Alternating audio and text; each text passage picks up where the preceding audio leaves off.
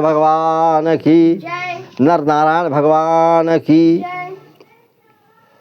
जिस समय हनुमंत लाल से और भगवान राम से मुलाकात हुई है, महाराज राम जी की सीता का हरण हो गया था और सीता की तलाश में भगवान राम लक्ष्मण घूम रहे थे और बाली से त्रासित सुग्रीव ने दूर से देखा तो देख करके बहुत ही दुखी होता है कि कहीं ये बाली के द्वारा भेजे हुए तो कोई तो नहीं है हमारे दुश्मन, तो हनुमान जी को भेजा।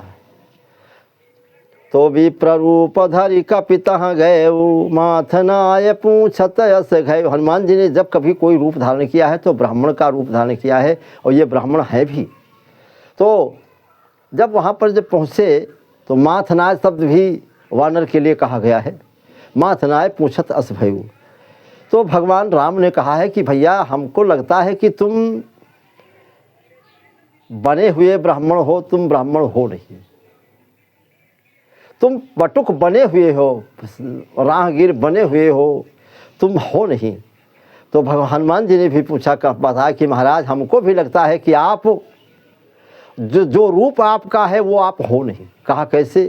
कहा आप कौन है, अपना परिचय दीजिए। तो भगवान राम ने बताया कि अवधपुरी कौशलेश दशरथ के जाए, और हम पितु वचन मान बन आए, यहाँ हरि निस्तर देहि, ढूंढत विप्र फिरहि हम तेहि।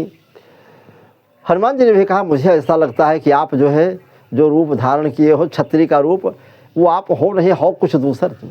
और इससे वे दोनों की पहचान हो जाती है, एक दूसरे से मिल जाते हैं। भगवान को पहचान लेते हैं हनुमान जी और हनुमान जी को पहचान लेते हैं भगवान राम लक्ष्मण, वही भगवान जो है।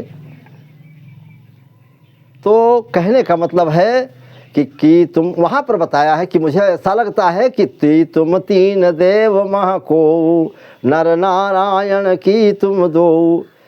सृष्टि में विष्णु वासुदेव धर्म की पत्नी मूर्ति से दो रूपों में नर नारायण के रूप में अवतार धारण किया था।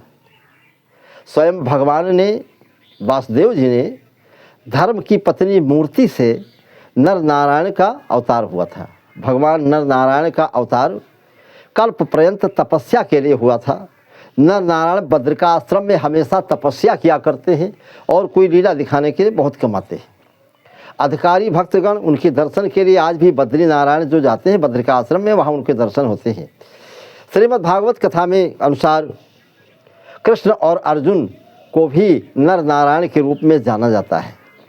भक्तों, एक बार भृगु के पुत्र च्यवन जी नर्मदा तट पर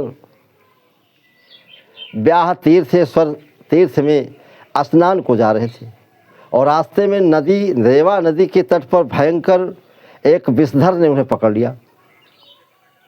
भृगु पुत्र च्यवन जी को पकड़ लिया और पाताल को खींच ले गया।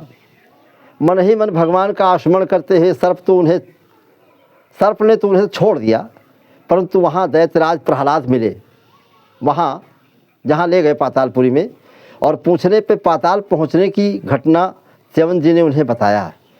प्रहलाद जी की जिज्ञासा पर च्यवन जी ने पृथ्वी में तीर्थ नैमिषारण्य के बारे में प्रहलाद जी को बताया और प्रहलाद जी अपने सहस्त्रों अनुयायियों दैत्यों के साथ नैमिषारण्य पहुँचे। वहाँ उनको नर नारायण के दर्शन हैं। आज भी नैमिषारण्य तीर्थ में नर नारायण की मूर्तियाँ हैं, वहाँ भी लोग जाते हैं, जिसे बद्रिका आश्रम कहा जाता है। कभी कभी लोग बद्री नारायण नहीं जा पाते हैं तो पट बेत जा करके वहीं चढ़ा देते हैं और उनकी विशाल जटाएं, सामने सारंग धनुष अजगव,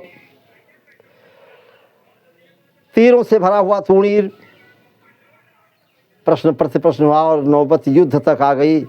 वो युद्ध 1000 वर्ष तक चला। विष्णु जी प्रकट हुए और नर नारायण मेरे अंशावतार हैं, यह कह करके प्रहलाद जी को शांत किया और समझाया कि नर नारायण तुमसे परास्त नहीं हो सकते। तब प्रहलाद जी ने अपनी राजधानी लौटे और नर नारायण पुनः अपनी तपस्या में लीन हो गए। और भी तमाम कथाएं इनकी पाई जाती हैं। वही नर नारायण की बताया गया कि तुम तीन देव मह को, नर नारायण की तुम दो। और इतना ही नहीं, और इसके बारे में यहाँ तक मिलता है कि एक बार संयोग से भगवान शिव का त्रिशूल लगा, गंधमादन पर्वत तपस्या कर रहे नारायण हृदय में, दक्ष यज्ञ में विध्वंस करने के लिए शिव जी ने फेंका था और शिव जी के इस अद्भुत त्रिशूल से दक्ष का यज्ञ विनाश करके, और परंतु वेग इतना तीव्र था कि जाकर के नारायण के वक्ष में लग गया, जिसकी लपट से नारायण की जटाएं झुलस गईं और मूंज के रंग की हो गई। नारायण का एक नाम दूसरा मुंजकेश भी हो गया। वो शिव त्रिशूल नारायण के हुंकार से प्रतिहत होकर के वापस हुआ और शिव के हाथों में पहुंच गया। और इस पर शिव जी ने भयानक क्रोध किया और क्रोध करके उन्होंने तपस्या कर रहे नारायण से आक्रमण किया।